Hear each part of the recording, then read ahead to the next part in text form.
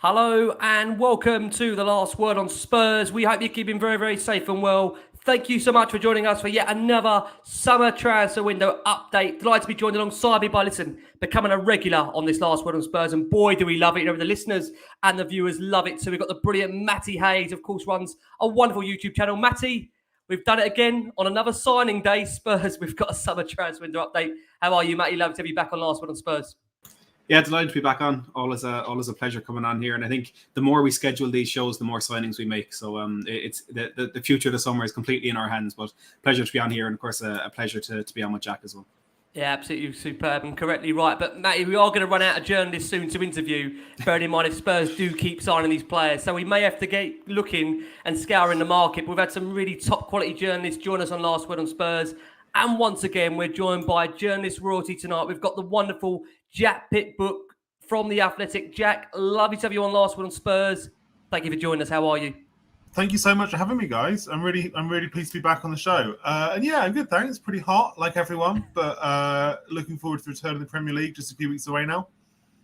Absolutely. I must just say, as Jack has referenced to there, we are recording in the hottest day in the UK. You can probably see it from my forehead at the moment. Bearing in mind where I'm recording, there is no fan access because that would affect the audio version. So I'm suffering for all you listeners out there on Spotify, on wherever you're listening to this podcast on audio. This is for you. For watching on YouTube, sorry I look like this. And you have to deal with maybe be going to reach for the flannel every 15, 20 seconds. But such is life in the UK. We've got heat like never before. And hopefully we've got some wonderful heat coming your way on the Last Word on Spurs this evening with the wonderful Jack-Pitt Brooke from The Athletic and the brilliant Matty Hayes, as we record, as we've mentioned there, on a day where Spurs have made their number six signing of the summer in Jed Spence. We know it feels like it's been signed God knows how many times, but yes, it is done. Jed is Spurs and Spence is for Spurs. So, like I say, delighted to have him over the line. We're going to talk about him in just a second. But, Jack, I think it's only right. I mean, for anyone that doesn't know what you do out there, and I can't believe they don't in the Spurs community,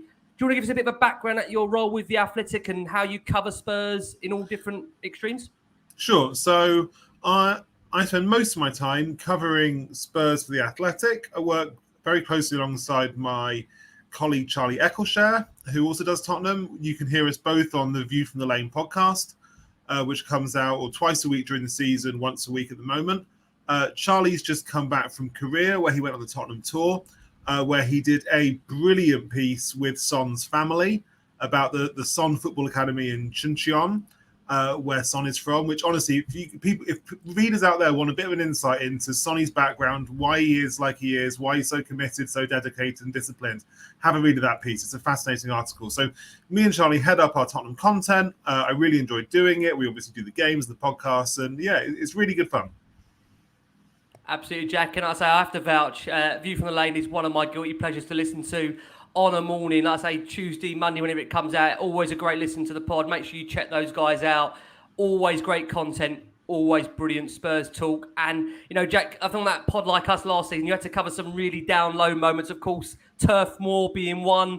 There's been, as you've seen, Jack, over the last course of how many years following Spurs, reporting Spurs, doesn't feel like there's been a better time over the last few years than right now, Jack. Do you get that feeling that there's a real momentum around the football club in such a positivity, like maybe you haven't seen before in such a long time, maybe back to the Pochettino times? Yeah, I'd say the mood right now and the prospects of the team right now are probably as good as they were in the peak Pochettino years.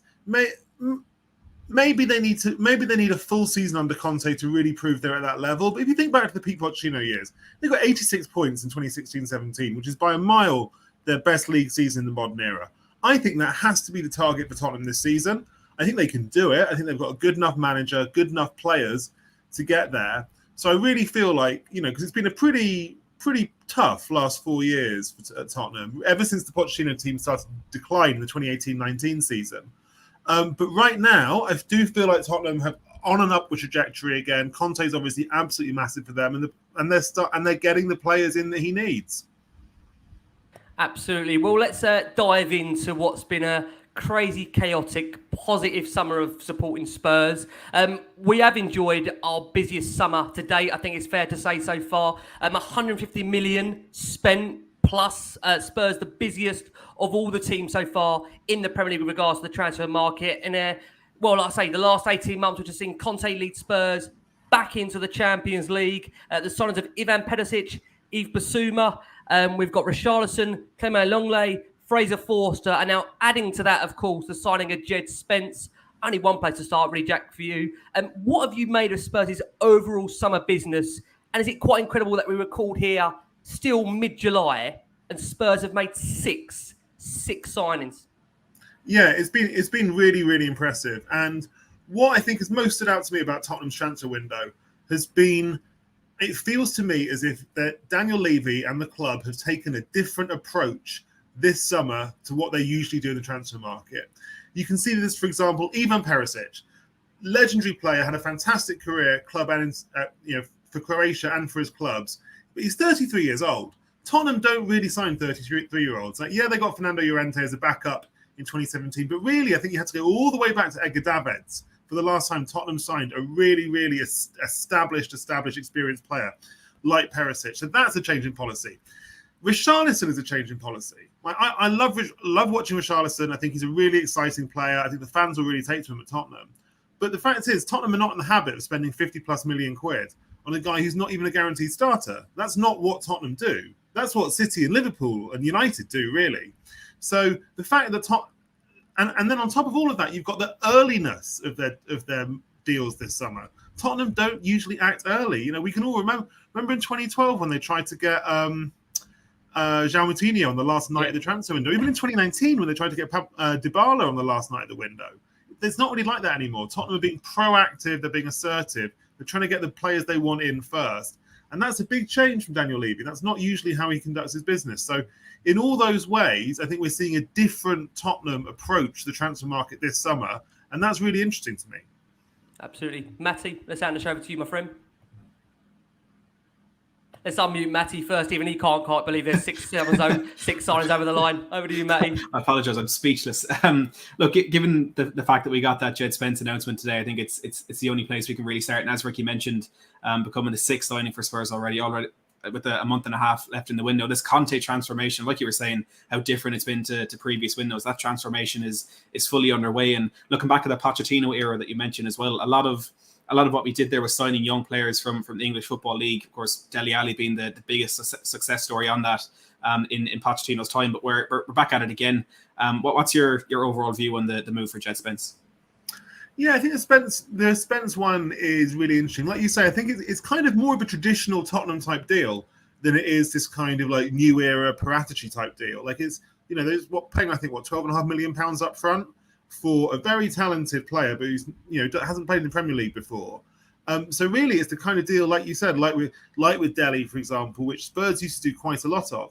I'm really looking forward to seeing him play. I think he had a fantastic season at Nottingham Forest. What I'm interested in, and I really don't know the answer to this, I'd be really curious to hear your guys' take on this, is what's the pecking order going to be for the right wing back next year? Because they've got, I reckon Matt Doherty is probably still first choice ahead of Spence, just because Spence is going to take a while to get up to speed with Conte's methods. Doherty, I thought, played really well till he got injured last season. But then Emerson finished the season quite well, but then they might sell Emerson. And then Lucas Moura has been played right wing back the other day. So maybe that's an option. So they've kind of got four possible options there. I don't imagine that all four of them will still be at the club at the end of the window, but I don't know. So I'm really interested to see how that one develops.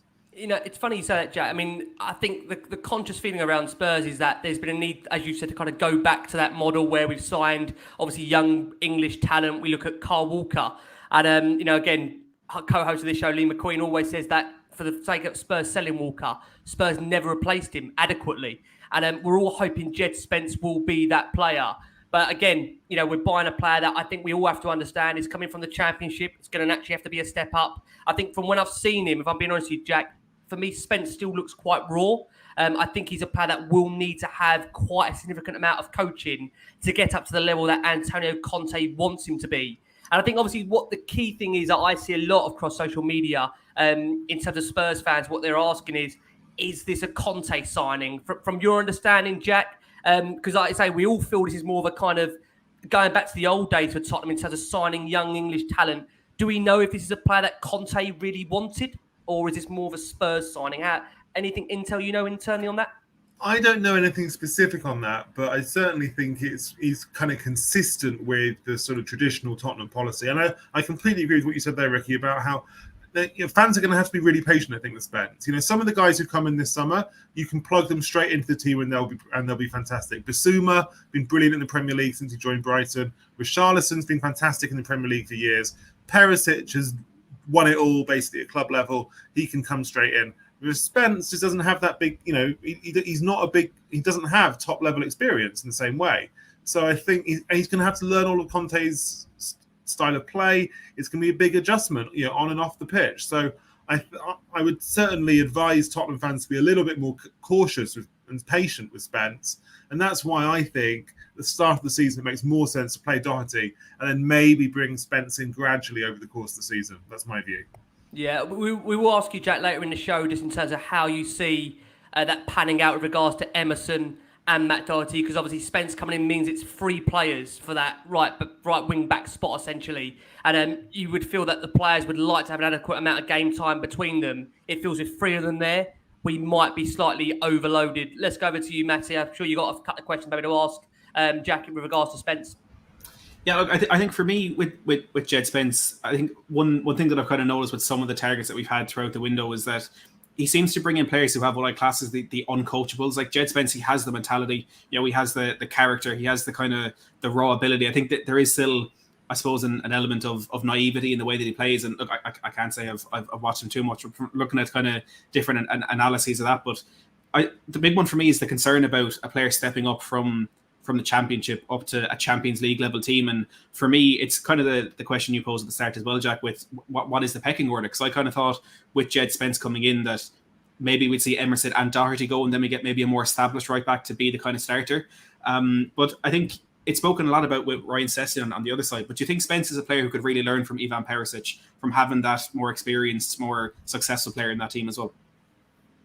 Yeah, I definitely think that for Spence, being around senior players is really helpful. Like Conte spoke a lot. I remember last season in press conferences, he used to talk about how valuable it is to have an experienced player because they can help to bring through the young players and teach the young players, the expectations and standards of being a top player. Like I remember one press conference, he pointed to the example of Zlatan Ibrahimovic going back to AC Milan and what a big impact he's had around the place. So I definitely think that Spence can learn from those guys. But yeah, as we said, Spence is not going to be a Premier League level top player immediately.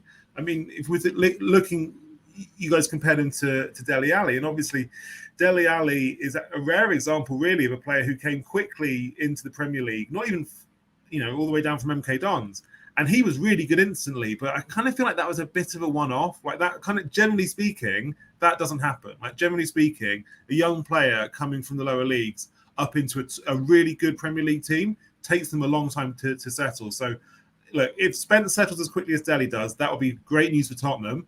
But, I think people should have realistic expectations about this.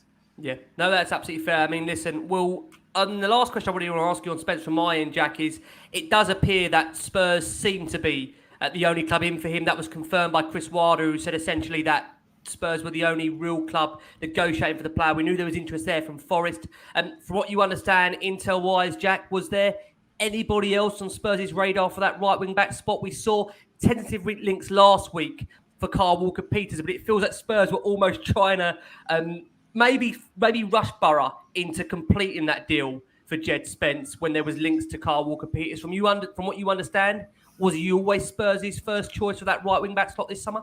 I think so, yeah. I think it's been clear for a while that Spence was the number one choice in that slot. I can't remember hearing any other serious names floated, or I can't remember hearing anything. I remember back in before the window, some people wondering, do you reckon they're going to go in for Adama Traore a third time? And I'm thinking, no, surely not a third time for Adama Traore. But I know since then, I haven't heard anyone suggesting to me that there was any other option than Spence. And the other thing we should say about Spence as well, which is relevant here, homegrown. That's Absolutely. So important to Tottenham. It's difficult putting a squad together for the Champions League with the right number of homegrown players, particularly because of some of the unique circumstances at Tottenham. So for them to have got in Fraser Forster and Jed Spence as 2 extra homegrown players this summer, really important.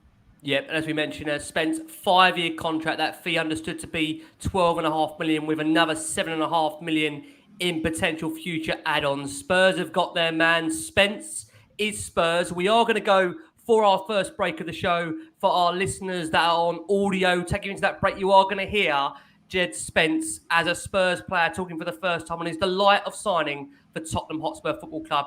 For our watching audience on YouTube and for everybody else is melting in the background due to the sun of the UK, thank you so much as always for joining us here on The Last Word on Spurs. I'm going to hand over to Matty to kickstart the second half of the show.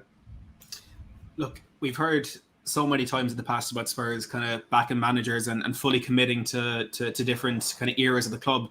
We've got something concrete this summer with that investment of £150 million of equity funds into the club, of course, of which £100 million has already been drawn down. So it's clear that Tottenham are really backing Conte in the window. There's been reports that we're maybe not done in the signings yet, that we're still in the market for a creative midfielder and ideally another defender. But at the moment, the focus is, of course, on outgoings. Before we do get onto those outgoings, are there any other positions that you think Tottenham may target in this window, or at the moment is it purely that midfielder and defender?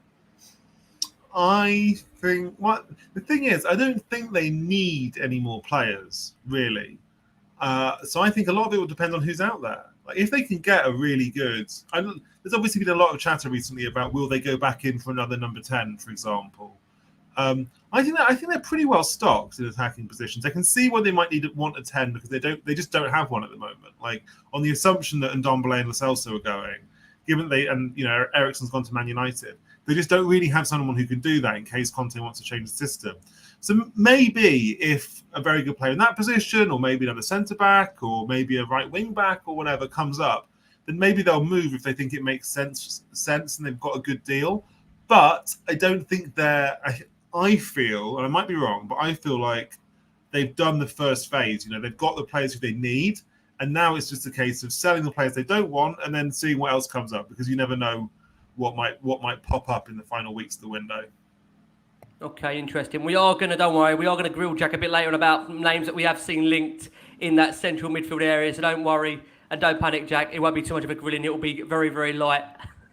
But I just want to turn the focus and shift towards Antonio Conte, the head coach. I mean, listen, he seems really happy at the moment, Jack. He's even doing Sonny's iconic celebration in pre-match press conferences. I don't think any of us could believe we would ever see that based on his mood at Turf Moor. I don't need to remind you, about 6 months ago now to that day. God, it's, a lot has changed at Tottenham Hall for the positive. So just want to ask you, I mean, bearing in mind that we've obviously seen for Spurs, 6 signings come in. The majority of these, of course, on long-term contracts. Obviously, bar maybe Fraser Forster, Clement Longley. How happy do you think he is at the moment, Jack? Maybe scale of 1 to 10, Conte. Yeah, I'd say he's really happy. I'd say I actually haven't seen him. Like, I wasn't on the tour. I haven't seen him in a press conference. But everything I hear is that he's been delighted. I'm told that he came back to pre-season training a few weeks ago with a spring in his step, but he's very happy with the players he got in. Obviously, he would have made very clear to Levy and Paratici that he wanted top players. He wanted players to come in early so they could do a full pre-season, because he's never done a pre-season with these players before. And he's got what he wanted. He's got quality, he's got experience, he's got depth. I think at the moment Antonio Conte is very happy. And like you say, it feels miles away from Turf Moor. I remember after that game when he gave that press conference, and this was right at the end of press conferences still being on Zoom, before we went back to face to face. And so we were all sat up in the top of Turf Moor in the press box, watching on our laptops while Conte gave his press conference from a little room inside Turf Moor, and the rain was coming in sideways. So we were all soaked, we were freezing cold. Tottenham just got beaten. It felt like top 4 was dead. And watching Conte, and he was. I mean, look, people might disagree whether it was it strategic, was it emotional, was it politics. At the time, he sounded like a man who's going to chuck in the towel. Like he just sounded all over the place. And hearing him say, "Oh, maybe I'm not right. Maybe it shouldn't be me. I'm going to have a conversation with the club. I'm on this big salary and I'm not delivering, and I can't believe we've lost 4 out of 5, whatever it was." At the time, I thought, oh my God, it's not going to work. He's going to walk. They're going to have to get a new manager in. So right now, 6 months on, it feels completely different from that very strange and dramatic night at Burnley back in February. Out of interest, before Matty comes in, so interested to ask you, Jack, how have you found Conte to interview, to be at pressers with? How do you find him as a person in comparison to Nuno, who I know all of you guys very struggled to even get a word out of? I mean, I don't know what they would have done with those pressers. They would have, I don't know how you stitched together 6-7 minutes with Nuno, to be honest with you. Well, it's different with Nuno because Nuno is in the era where press conferences are all on Zoom. So it's never really going to be as good as if you've got a manager face to face. And look, I liked Nuno as a guy, but he just didn't really say much. Like he was, and I understand why, because he probably didn't feel that comfortable in the job, really. Like he knew he got it under strange circumstances, and I never really got the feeling that he was that kind of sure of himself in the job. Whereas with Antonio, I used to, when in my old job at the Independent, I used to cover Chelsea, so I would see Conte in his press conferences there, and I do really like him. He's probably not what you would expect in press conferences, in the sense that he's not like a kind of, so like Pochettino was like a big talker, loved telling anecdotes, loved like being kind of funny and telling stories and like engaging. Like, he loved engaging with people. Like he was a big people person, Pochettino.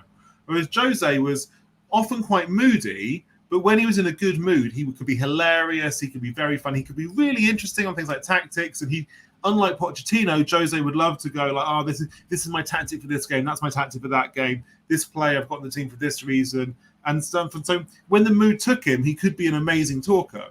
Whereas Conte's not really like that. Like he's very, like with Conte, he's not quite I think he's not like a charismatic, outgoing guy like Pochettino or Mourinho. He doesn't have. And a lot of the times in press conferences, a lot of what he says is quite predictable. And and I'm not criticizing that at all. Like, he's speaking a second language. He doesn't, but I don't think he enjoys telling anecdotes in the same way. I don't think he enjoys like dominating the room like Pochettino and Mourinho did. Every now and then, he'll be absolute dynamite, because if he wants to hammer someone, like maybe one of his players, or more often an opponent, or perhaps a referee, or it happened recently with Arteta, or maybe he wants to get a message out, or maybe he wants to have a dig at Levy, or whatever. So if he's in the mood, if Conte wants to get something out, he can be really entertaining, because when he goes for it, he really goes for it. Like the Arteta stuff, or like his rounds with Jose in the past, or but a lot of the time with Conte, he will just be quite. He's kind of, you feel like he's got his script. He's quite predictable, and he won't kind of go off on tangents in quite the same way. So, it's always an absolute privilege to be in the room with one of these guys and to learn about what they're thinking and what their plans are for a particular game or whatever. But Conte, as much as I admire him as a coach, and he is amazing, I don't think he quite has that same presence in the same way that Mauricio and Jose did. I think it's so funny to hear the difference there between Conte in the press conference room and on the touchline, because it just seems to be two completely different characters and completely different men. But I think everyone watching would be quite angry at us, Jack, if we didn't, on the point of Conte, ask about a potential future deal. And look, all the Spurs summer signings have signed long-term contracts. Conte himself in Korea was quoted as saying he's only getting started at Spurs. But do you think, or do you know anything about Tottenham potentially trying to get into negotiations with Antonio Conte? I mean, the current contract, 12 months left, with then an option to extend by another 12. But Tottenham fans, I'm seeing everyone on Twitter talking about their, Conte and Kane double announcements, which I'm sure is a bit ahead of themselves at this point. But do you know anything about potential contract talks for the gaffer? At the moment, I haven't heard anything to say that this is ongoing or this is imminent. That said, clearly this will be the number one thing on Daniel Levy's mind, because Daniel Levy moved heaven and earth to get Conte to the club.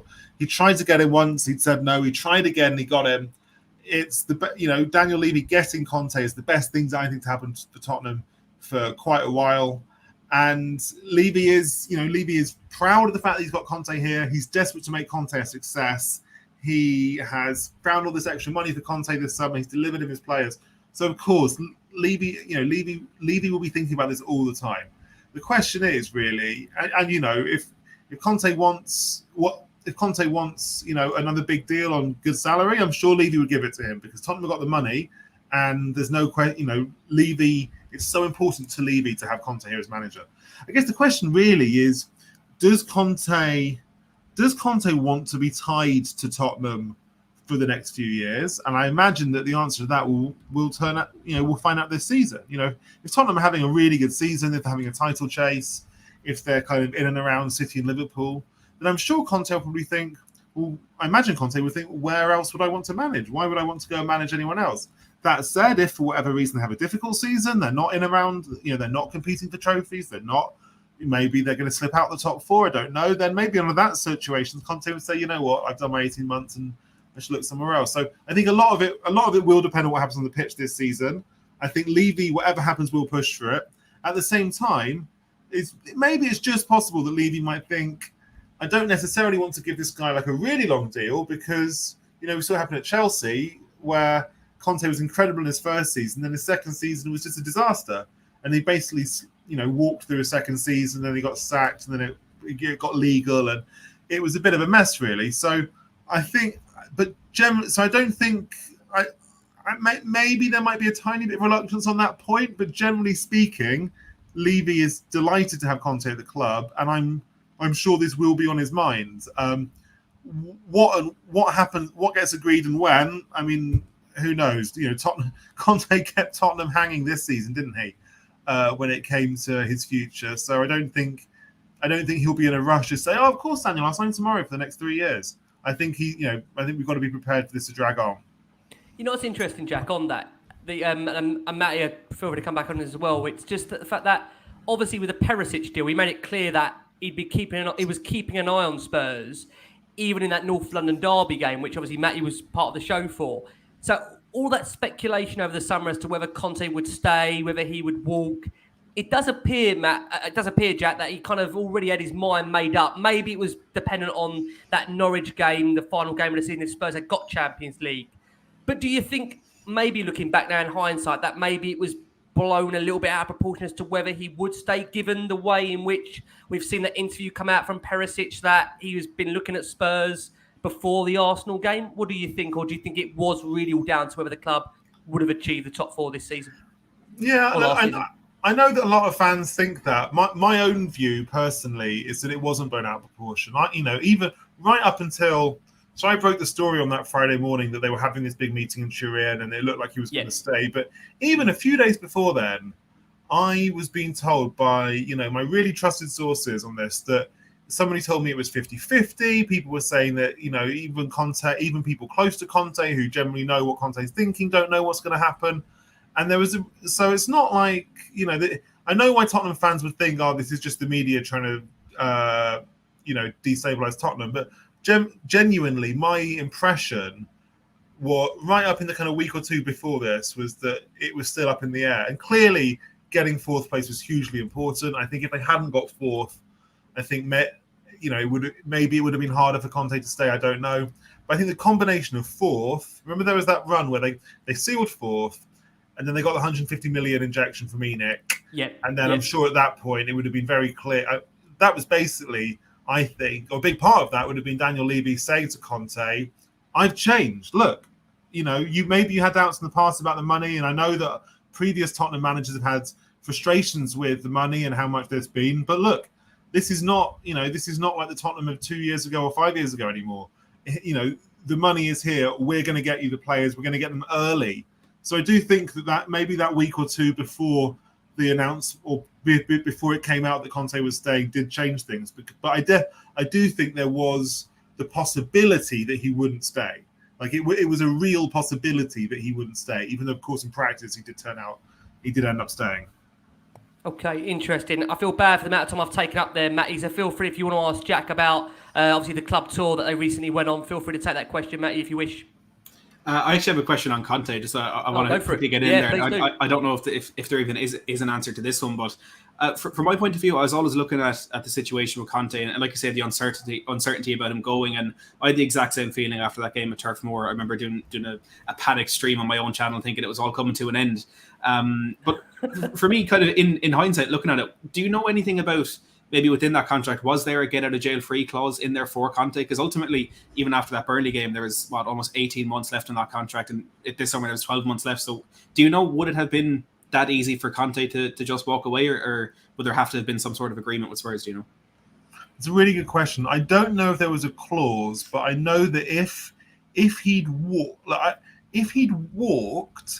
I really don't. Hypothetically, if he had walked, I really don't think it would have been easy for him to just walk out the door. But I think he would have.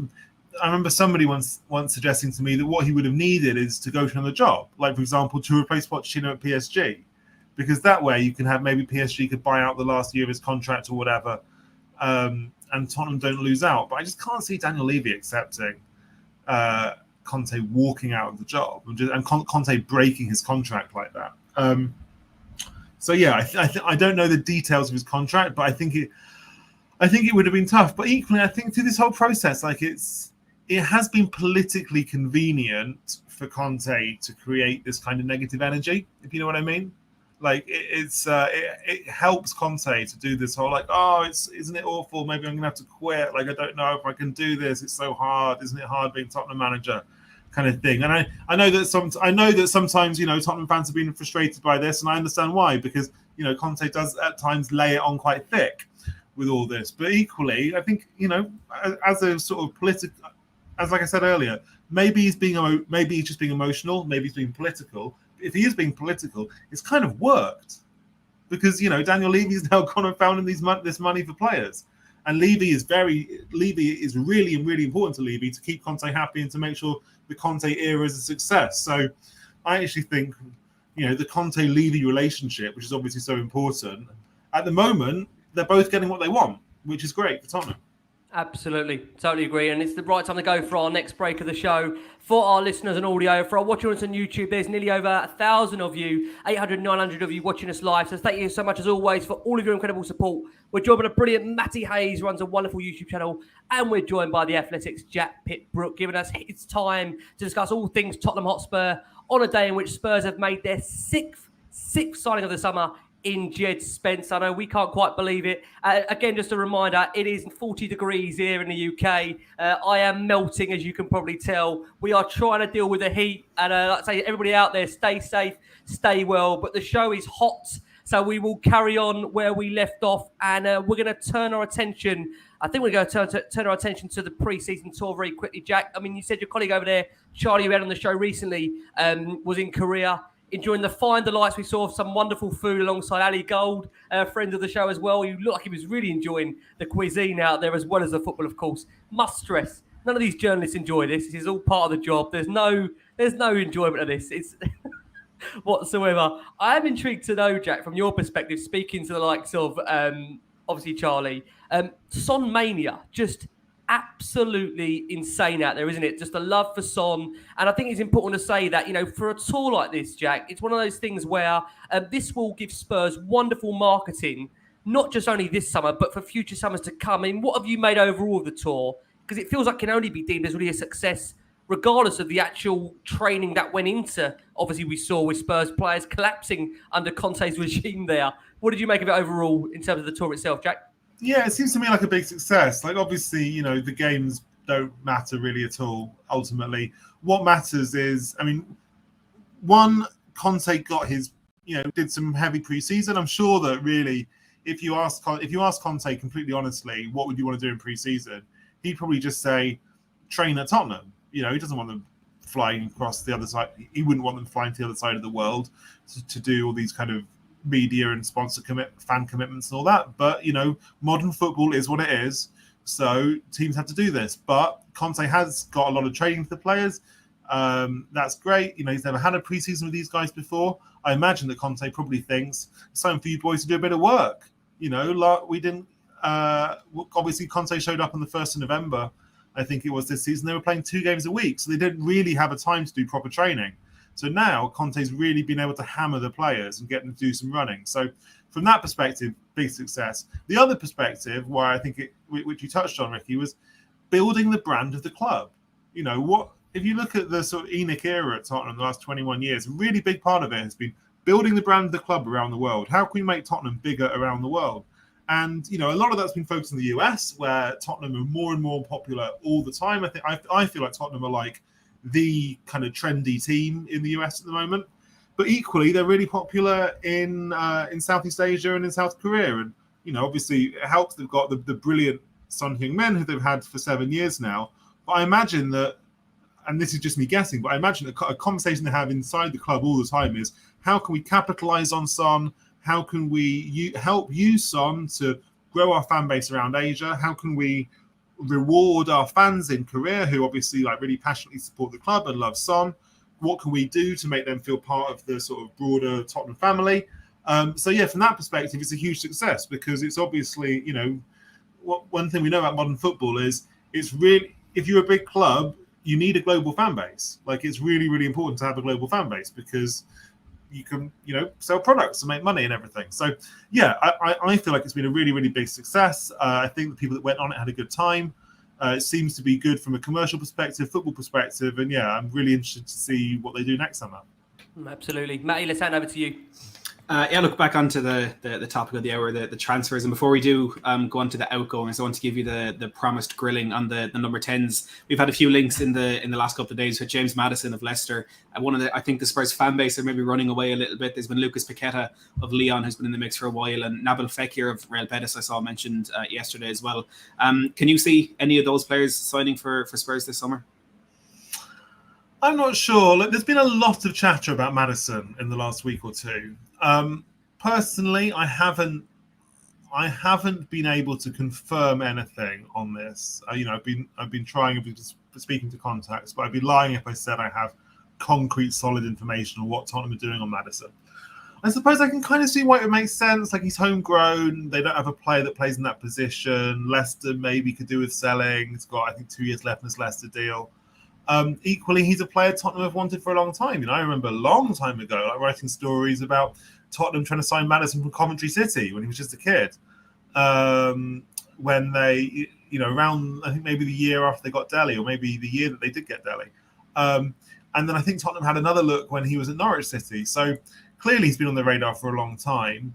That all said, Conte's very wedded to the 3-4-3. He's not going to. I don't think he's going to. He's not going to change the system for James Maddison. I don't think. And maybe it would suit him to get Maddison in, have the option to go to the 3-5-2, play Maddison as a 10.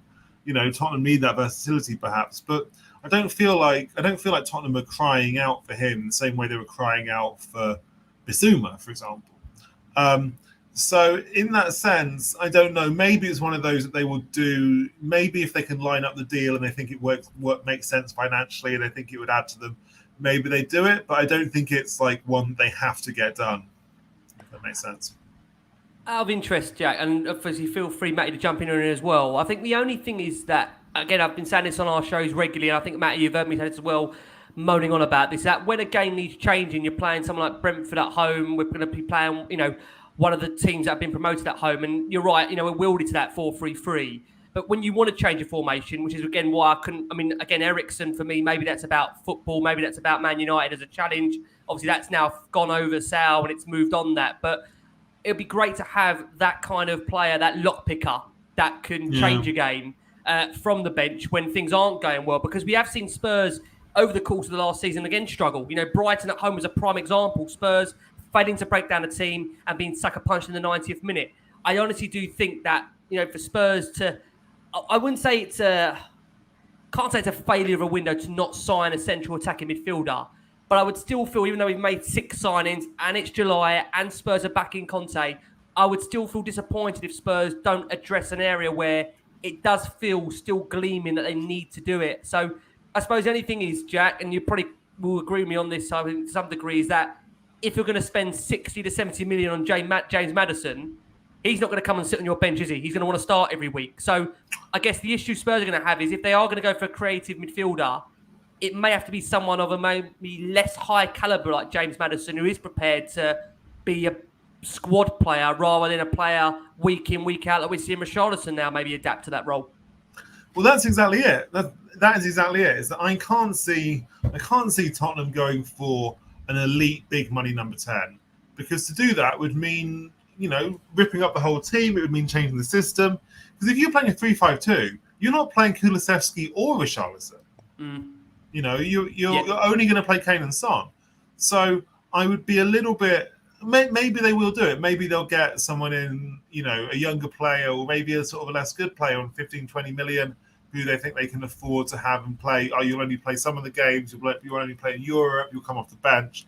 that kind of thing as a sort of plan B game changer. And maybe Maddison would be that player, I'm not sure, but I can't see them going for an elite option as a 10 at this point. I just don't think Conte's someone who likes to change systems. Conte is such a rigid manager, and some people might say that's a good thing or a bad thing, but this is a guy Conte doesn't like to rotate, he doesn't like to tinker, he doesn't like to mess about. He likes to know his best team and play it every week. That's been apparent throughout Conte's career.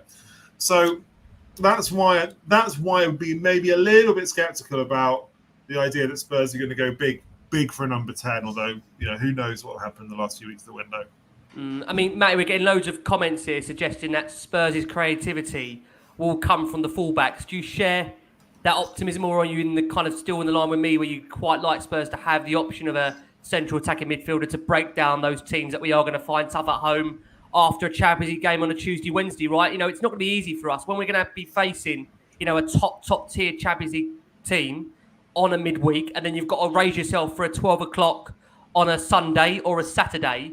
You're going to need a squad, Matty. Do you agree on that? What do you think?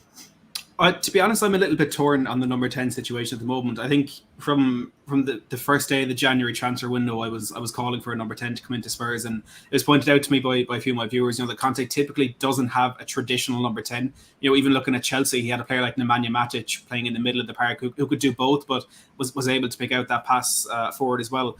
On the wing-back point, I'm not entirely convinced that we have what I would have hoped to go into the season with. I mean, Perisic is a fantastic addition on the left-hand side, but I think we saw a lot of times last season on both sides that kind of lack of final ball in the wing back, I think, held us back a little bit in games like you mentioned, that one against Brighton at the Tottenham Hotspur Stadium. You kind of think if there was something better out there, despite the brilliant game that Cucurella had, that maybe there would be a bit more something. But personally, I completely agree with what you said, Jack, about the Conte kind of being rigid and not trying to change that formation. But personally, as much as I would like to see a number 10 come in, just because I love signing new players, I think that the players are there if we wanted to play maybe a 3-4-1-2, which is what Conte won the Scudetto with Inter Milan, because we have Kulusevski, who in the past has played in a more central role. And I think even the role that he's playing now, I know on paper he's a right winger, but he comes in very narrow and plays in a more central position. I think he could potentially play that number 10 position. And even if you want to further compare it to that 3-4-1-2 that Conte played at Inter,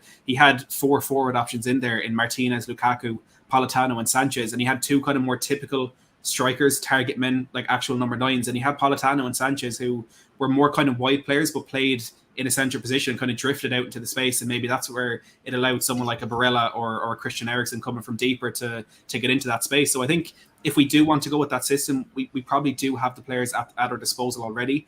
But again, it's just so up in the air about whether Conte might want to go with that. And for me, changing that formation could come down to unpredictability and not playing the same thing every single game, because if we come up against a City or Liverpool, I don't think we have the quality to beat them in a tight tactical encounter, I suppose. So it'll be interesting to see where it goes. And I think again, what Jack said earlier about if an opportunity arises in the window, maybe we go for it then, similar to the Regulon signing a few years back. If something pops up, we'll make it happen. But I personally am quite surprised that it does seem to be maybe a priority of the board at the moment. Just because we're on the subject of central attacking midfielders, Matty, I'm going to let you take the next question with regards to Tanganga and Brian Hill. Before we do, only because it's broken the last hour or so, Jack, I say broken, it's just been reported that Jesse Lingard is being monitored by Spurs. It does appear, though, West Ham are still the favourites for his signature. From what you've heard, Jack, is there any chance that Jesse Lingard ends up being a Spurs player by the end of this summer transfer window? What do you think? I'd be surprised. If Lingard went to Tottenham. I know that I remember writing a story about this. Maybe in January, just saying that Tottenham had made an inquiry. They'd had a look. They thought about it. I would be surprised. I think that it sounds like West Ham is probably the likeliest destination. Obviously, Lingard had that great loan deal. I imagine that his salary demands are pretty high, given that he's a free agent. He's played for Man United in England and everything. So yeah, I mean, it would be a big kind of, if Tottenham signed Lingard on a big expensive free, it would be a big sign of how they've changed their policy, because that is not a classic Tottenham signing at all.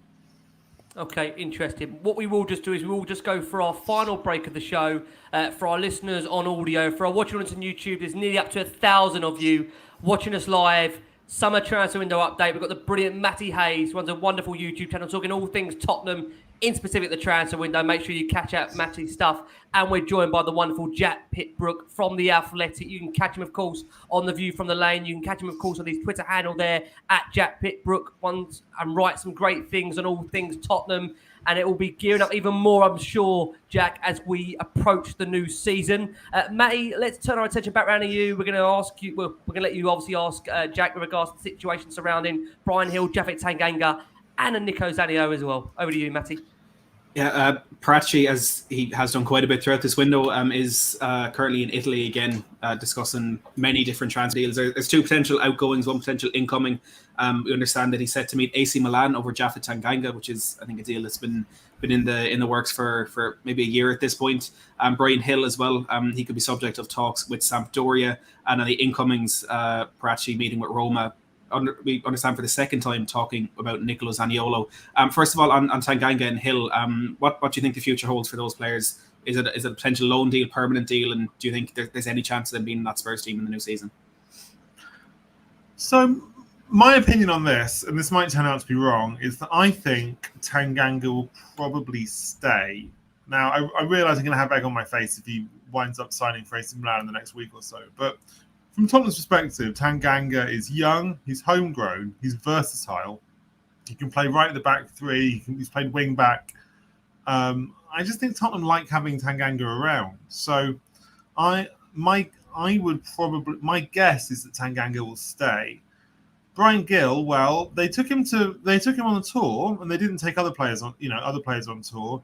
Equally, is he actually going to play this season? Do you reckon? Probably not. Like I don't imagine he'd be close to the. I imagine that maybe they want to keep Carabao Cup, but then maybe Carabao FA Cup. Yeah. But equally, I imagine that he probably wants to play. He went back to Valencia last year. He played. He enjoyed it. So I would expect. I reckon Gill might be likely to go. Also, he's quite sellable. Like there's a real. Not every player is easy to sell, but I think Brian Gill probably is quite sellable. So maybe they would look at him as a way to make a bit of money, given that some other players they've got are probably harder to sell. So that's just my reading of the situation at the moment. What I do know is that they will keep a lot. They've got a lot of players who are not challenging the first team, and they will be speaking to a lot of clubs and a lot of agents about this. And it's quite difficult to predict exactly what's going to happen. I think a lot of they'll probably make some quite late decisions on. Can we get this much of player X? Can we get that much of player Y? Does this guy go on loan with an option? And basically keep juggling those plates until the end of the window and see how they can make some money back.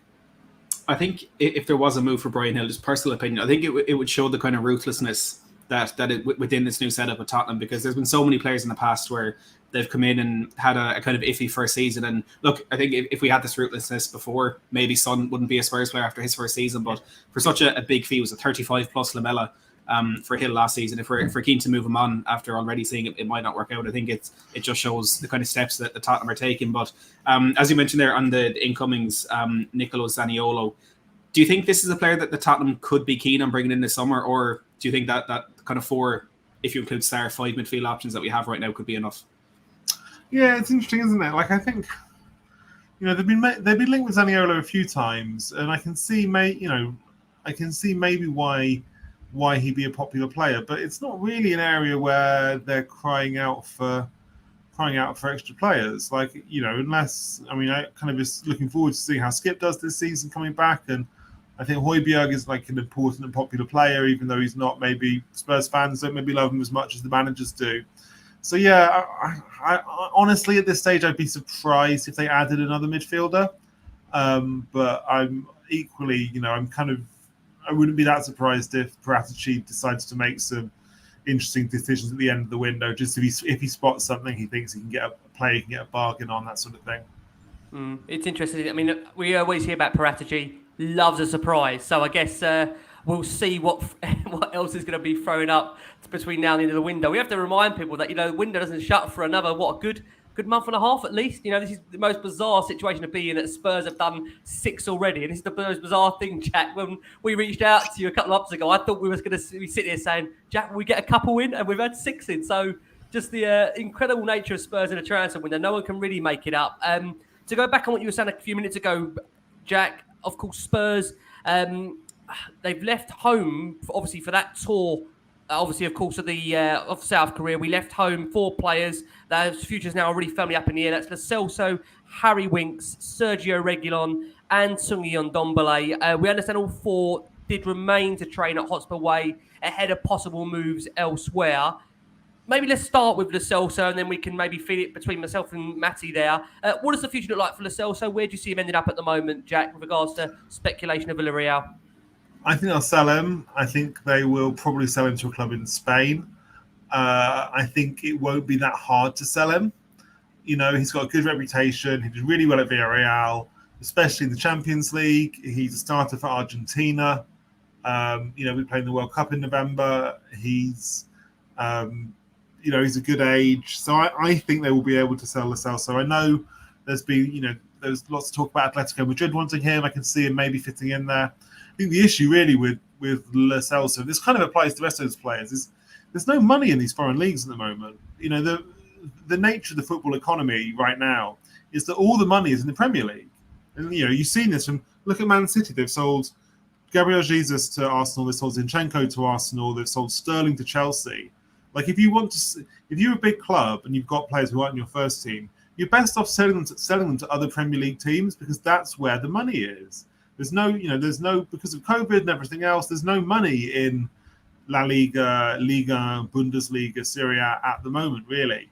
And so that makes it hard. It's harder for Tottenham to sell Lo Celso to a Spanish team or Donbelli to a French team or whatever else than it would have been in the sort of pre-COVID marketplace. So I think that means that it's not an absolute guarantee that Tottenham will sell Lo Celso, but I think they probably will. Or maybe they would just have to settle for another loan plus option or whatever if they can't get a permanent deal done.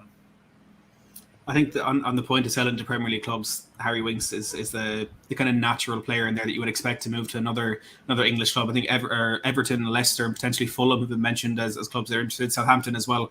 It seems though his time is coming to an end. Do you think that's a fair assessment? Yeah, I think there's a lot of interest in Winks. I think it probably would make sense for him to go this summer. They've got Bissouma, Bentancur, Skip, and Højbjerg, I'd imagine, ahead of him in the pecking order. I think that Winks, I think being 5th choice central midfielder probably wouldn't be a lot of fun for Winks this season. So it probably does make sense for him to go to the Premier League. I'm sure it'll be a case of, seeing which of those clubs actually wants to come in with the bids, because is Winks their top priority? They're looking at other targets. I think Winks. I think for the reason you said, Matty, I think Winks will be one of the easier ones to sell because there is that liquidity in the Premier League market. Whereas it's the ones they're trying to sell abroad, I think will probably be harder. Okay, let's ask you about Sergio Regulon. Jack obviously wasn't taken on tour by Spurs. I think for some, maybe it's caught them by surprise, the fact that he's not favoured under Conte. I mean, for me personally, from what I saw last season, I've got to be honest and say to you that I saw more potential in Sessegnon than I did Regulon. But I've got to be honest with you. I mean, it was quite marginal. It's not like there's a massive gulf in class between Sessegnon and Regulon. I just think with Sessegnon, there's something about him, and I don't know what it is, but there's just something where I feel he could take off. We know he's worked ever so hard this summer. I mean, he looks physically ripped. We can see that obviously in terms of the training that he's done. Regulon, obviously towards the end of the season, wasn't really fancied by Conte, it appears, and obviously that again is justified now even more so by the fact he wasn't taken on the tour. From what you understand, Jack, where do you see Regulon's future? There's been links to Seville at the moment, but from what we understand, Seville can't afford the current proposal that Spurs are asking for. Anything you can shed on this for us?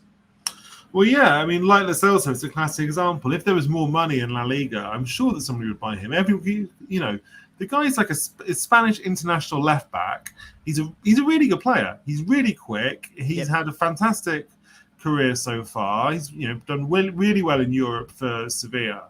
So there's no reason. So he should be a really popular and in-demand player. He's got quite a good reputation. I think it probably does make sense for him to leave Tottenham if he's not going to be first choice. I think Sessegnon and Perisic are the first choices at left wing back now. I agree with you. There's maybe a bit more upside to Sessegnon's game. I think Regulon is really close to being a really good player. Like he's so fast. His movement, he works hard. His movement off the ball is really good. He makes very good runs. I just think his defending is still pretty rash, and his delivery in the final third, it hasn't really come on. So yeah, I think it makes sense for him to go, but like with Lo Celso, it's a case of, can you find someone who's got the money? Can they find a club who can give them, their 25, 30 million back? And if not, do they have to accept another loan with an option? I imagine they probably will do, because that liquidity isn't going to just magic out of nowhere in Spain. Like the Spanish market is a mess. So yeah, I think people are going to have to be pretty patient on that one as well. Okay, let's ask Matty to obviously give you his thoughts, and obviously ask you that question about this final player of the quartet. Matty, over to you.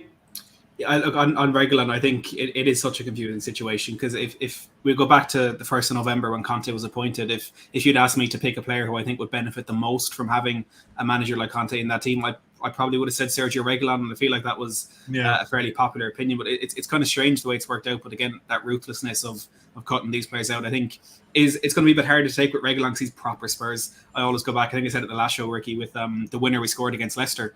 Regulon, you can see in the Conte cam, Regulon in the background's already on the pitch celebrating. And we kind of like to see that, but the time is probably up there. And the final player, Tonya Donbelli, of course, went out on loan to Lyon in January with apparently an option to buy for £60 million in that, which unsurprisingly wasn't triggered. Do you think we're in the same situation there with just trying to find a club with the money for Donbelli, or is there any chance that maybe he's given a chance at Tottenham this season?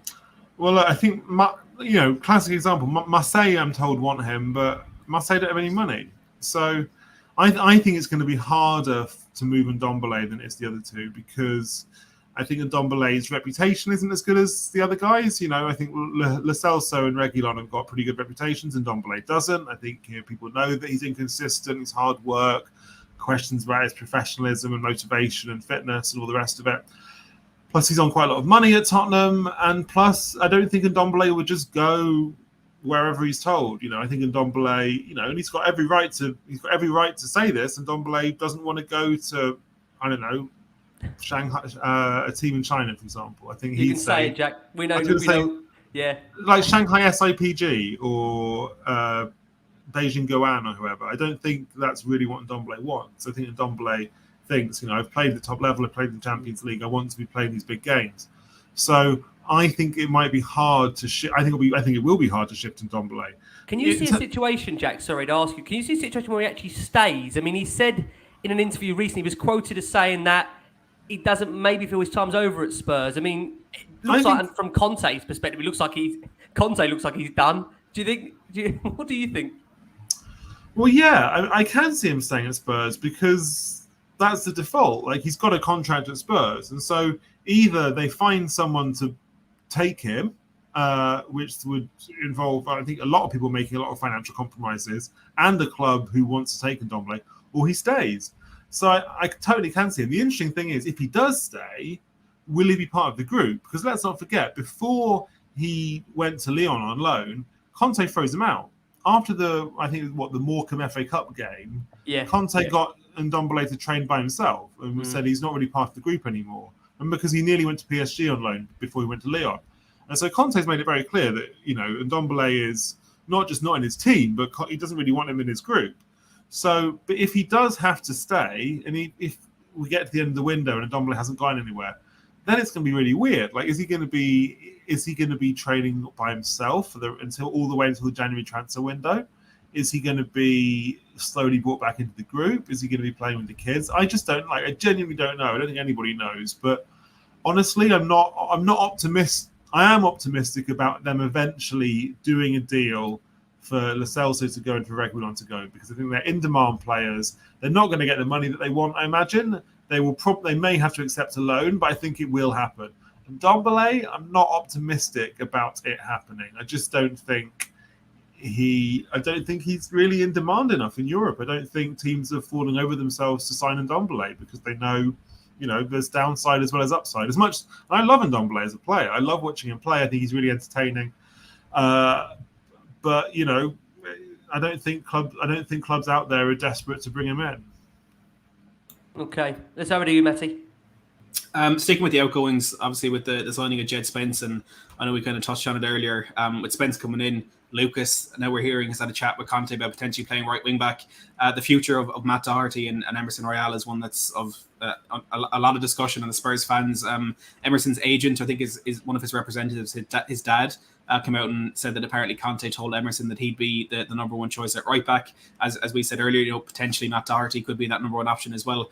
Do you expect either of those two to depart this summer? I think it will depend on what offers they get. Like if somebody comes in, I don't think either of them are unsellable. I think Doherty is likelier to stay than Emerson, probably, just because I think Doherty is finished the season as first choice. He had a really good run before he got injured. I think Royale works hard, but I just don't think Royale's a fit for the system. He's a good player. He's like a good defender, a good athlete, a good all-round pro, a popular individual. But I just don't think he's got the quality to be a wing back for a good team. And maybe Conte can coach that into him, but I wouldn't be optimistic on that. We've seen how many times last season did we see teams coming up against Tottenham when Royale was playing right wing back, and teams would realise you could just let him have the ball. Let him have the ball because he's not going to hurt you with his crossing. And so you can team up they can kind of double team on the other side on Regulon or Sessegnon or whoever, and let Royale have the ball. So I think the secret's out a bit that he hasn't got the technical quality to hurt teams. So I think it would make sense to sell him and keep Doherty. That said, we've said this a million times already. It's not really a seller's market at the moment because there aren't teams out there desperately. You're not going to get an auction for your player. You're not going to get 10 different teams coming in trying to buy your players, particularly if they're not, if they're squad fringe players. So I can't say with any confidence. I'd be lying if I said Tottenham will definitely be able to make their money back on Royale. Well, no, it'd be hard, isn't it, at the moment, based on his performances, to think that. I agree with you, Jack. It's one of those where, again, we'll just probably see how that pans out in terms of towards the end of the window. You'll be glad to know, Jack, the grilling is nearly over. Although hopefully it's not been too much of a grilling. No, We'll just quickly say for anybody in the comments, really knows over 1,000 of you watching us live. So feel free if you want to just maybe throw some names in. We'll do a bit of a roundup towards the end. Anybody that we haven't mentioned that is relevant. Obviously, no point mentioning the likes of Ericsson, been and gone there, done it. But anyone relevant in the moment in the window you want us to ask Jack about, feel free to put it in the comments and we'll ask Jack towards the end of the show. To maybe just look at, Jack, from our perspective, players that maybe could look to head out on loan, where their futures are. Troy Parrott, Pape Matar, two players that have been on this tour of South Korea. Also, Joe Rodon. Do you think all those guys are likely to leave on loans as things stand? What's your thoughts? I think Parrott will probably be loaned. He finished the season really well at MK Dons last year. I think the next step for him is to go back into the Championship. First Championship loan at Millwall didn't go great, but I think I feel like he can have a really good Championship loan this season. There's a lot of Championship clubs out there who want him. My guess is Championship loan for Parrott, although I can't tell you exactly who yet. Sarr, I think another year on loan. I think he's still very young. I don't think his last season at Metz was as good as his first season at Metz. But he's obviously, he's a big talent. He's, one of the best young players in the world in his position. Sarr, certainly, I know for a fact that when Tottenham signed him, they had, heads of recruitment at other clubs calling them up being, oh, wow, you did well to go and get Sarr. He's someone we'd wanted for a while. So the club clearly think very highly of Sarr. I would guess another loan for him. I don't know whether it would be in England or abroad. Maybe they'd like to have him in England, just so they can keep a better eye on him. Rodon, honestly, with Rodon, I think a loan makes less sense with Rodon. I think it would make more sense to sell Rodon than to loan him, just because I don't really feel like he's a player Tottenham are developing. I feel like he's a player, he's not. I just don't think he's going to play for Tottenham really as a first teamer. So I think it would make more sense to sell Rodon at this point. I think Rodon's a good player, but I don't think Tottenham think he is cut out to be an established regular first team player for Spurs. I know that Conte likes talking him up in press conferences. Jose liked talking him up in press conferences, but for whatever reason, I just don't think it's going to click for him at Spurs. So I think at this stage, rather than him having another year spent playing no football, it probably makes more sense for Rodon to go and play somewhere else. Whether that's, I imagine that would either be bottom half of Premier League, top half of Championship. I saw he's been linked with Fulham. I think Fulham would be a great move for him. But yeah, I'd say bottom half of Premier League, top half of Championship, if possible, on a permanent. If Tottenham can make their money back, I think they paid, 10, 11 million quid for him when they signed him. I think they'd be very happy. So, Jack, we've got some comments flying through. Matty, you want to take some that are coming in name-wise? Anyone you want to throw towards Jack? The first one will be Memphis Depay, because I know a lot of Spurs fans have been on that one lately. Is there anything on that, Jack? Not that I've heard. There's not to say that it's impossible, because lots of stuff happens that I don't know about. But I can't. With the option they've got now, with Kane, Son, Kulusevski, Lucas, and Richarlison, can you really see them adding another versatile forward? I just can't see it. I can't see it. Okay, let's fly through these. Jack, is there any way we could bring in Gvardiol, Torres, or Bastoni? We are begging at centre back. Thanks, Ricky. At this point, I'd be surprised. I think Gvardiol's beyond them, too expensive. Torres, I think, also probably too expensive and turned them down in the past. And Bastoni looks like he's probably going to stay at Inter at this point. I think they've signed Longley as a kind of placeholding option. Right. Get him in for a year. He's good cover. He's good cover for Davis. Can play in the middle of the three as well if they want. And then maybe Spurs, if they want to, they can go back to Torres, Bastoni, and Gvardiol in 2023. But right now, I'd be surprised if they went big for one of those guys in the last few weeks of the window. I just don't really see it. Okay, can I just say, for Jack's sake, we're not going to ask Jack about Leandro Damiel. We're not going to do that. We're not going back to 2020. I can see Jack saying, bring it on. Leandro Damiel, any chance again, Jack, for how many more windows, Leandro Damiel? It's the last piece of the jigsaw. Get him in. Oh, God. What jigsaw was that one? Was that the one from 5 years ago, Jack, on this one? There's the ADB one. I bet. James Ward-Prowse is a name that's been mentioned in the past. What do you reckon, Jack? He looks like a Spurs player. I always say that. What do you think? No? I don't know. I just don't really. Do you reckon he's a Conte player? I'm not sure. I just think they've got four good options in the middle of the pitch. I don't look at them and think, yeah, they need one other, because I don't think he's much better than what they've got. I actually think Bissouma and Bentancur are better players than Ward-Prowse. I think if they got him, he would be more of the sort of Højbjerg Skip level. And yeah, he's a good lad and he works hard and good set pieces. But to me, that link, I'm not saying it wasn't true, because I'm sure they did look at him, but I just didn't look at. I don't think when I watch Ward-Prowse play, I don't think there's a Conte player. Okay, no problem at all. Matty, have we missed anyone out there that's come up? Do you think anyone else that's come up there worth asking? What do you reckon? I think the majority of there that we've already covered already. There's mentions of Mark Gahey and Yuri Tielemans, but I assume they're just the same answers as we've had a second ago. Well, so Gahey they really like. Pratici definitely really likes Mark Gahey. The problem is, and there's a guy, he's young, English, homegrown, plays for England, can play across the back line. There's a lot of ups. I think he's a fantastic player, Gahey. There's a lot of upside to him. But he's got 4 years left in his Crystal Palace contract. Crystal Palace, don't get pushed around if somebody wants their players. Palace have got absolutely no incentive to sell him for anything short of crazy money. Yeah. The prospect of Tottenham doing a deal with Palace for Gahey, I think, is basically zero. Maybe in 2 years' time, if he hasn't signed a new deal, they can come. Or maybe next year, if he hasn't signed a new deal, they can come back and negotiate. But I don't think it's possible. But they do definitely like him.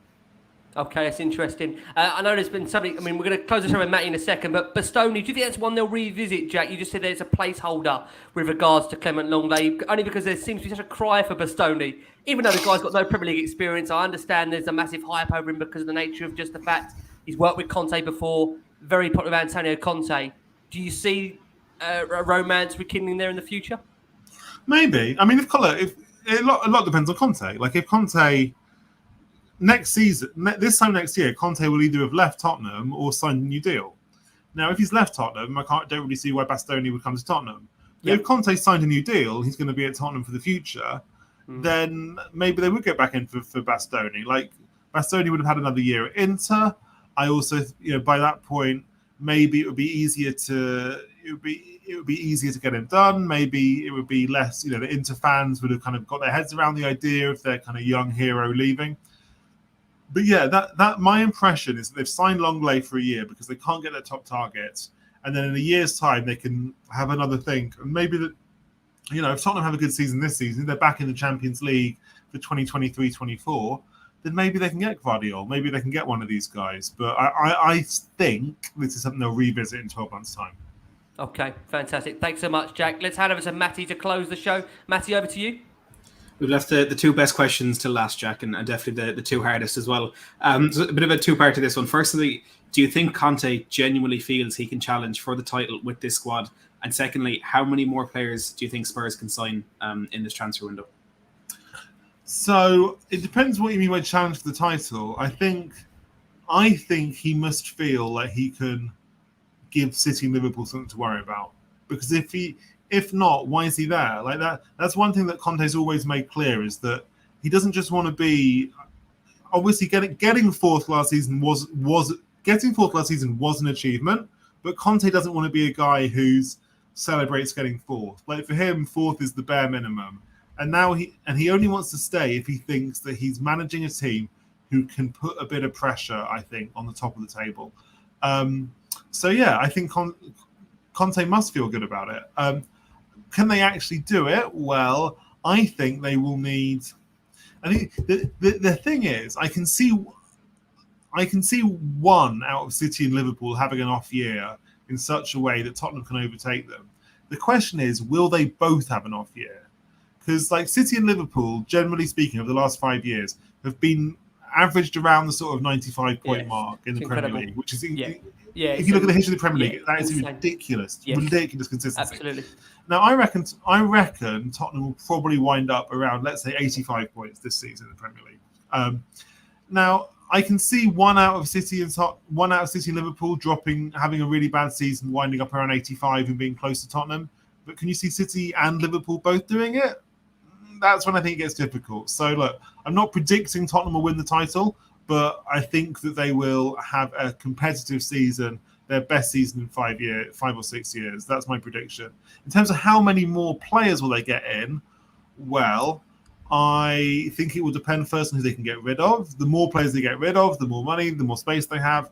I can see them doing one more.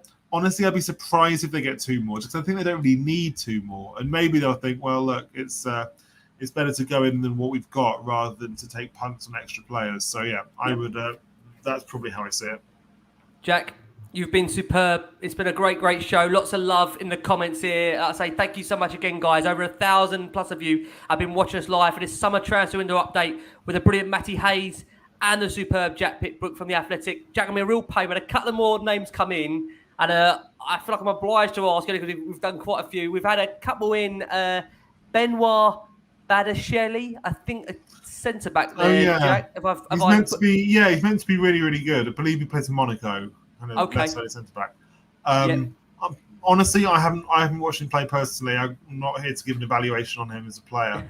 But as an option, honestly, I kind of feel like they'll stick with Longley for now, unless they feel this guy is so good, they've got to get him in. If they feel like Badiashile is so good, they've got to get him in now, because next season they'll be competing with PSG or City or Liverpool or whatever. And maybe they would do it just to beat the market and beat their rivals. But otherwise, I think it's more likely that they will put this all on ice for a year and come back to it next summer. Okay, and the final one is there any chance of a Kim Min-jae finally signing for Tottenham? A name that doesn't seem to be going away.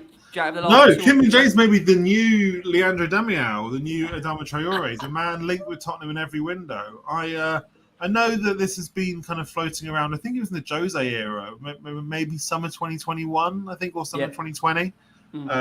This was quite heavily spoken of. I believe that the Korean national team were coached by an old friend of Mourinho, who's a Portuguese manager. So that, I think, and the suggestion was that he'd recommended Kim to Jose.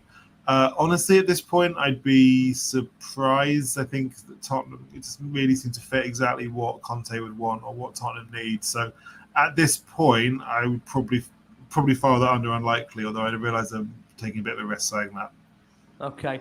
I mean, nicknamed the Monster. It seems like he's made for a Conte team with that kind of nickname, but we shall see, Jack. We shall see. Jack, for anybody that doesn't follow you or listen or know your content, where can they find all the great work you do via The Athletic? How can they find you? So you can find me on Twitter at Jack-Pitt Brooke. You can read my stuff in The Athletic along with my colleague Charlie Eccleshare. You can hear me on the View from the Lane podcast with Charlie, James Moore, and Danny Kelly which will be going back to twice a week service at the start of the new season. And you can hear that podcast through either on the Athletic app or through your normal podcast listening services.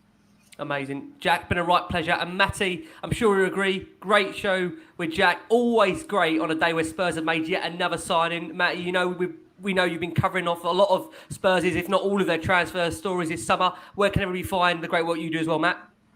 Yeah, just first want to say, Ricky, as always, thanks a million for having me on the show. Long-time listener, so love being on here. And as well, Jack, an absolute pleasure to chat to you this evening.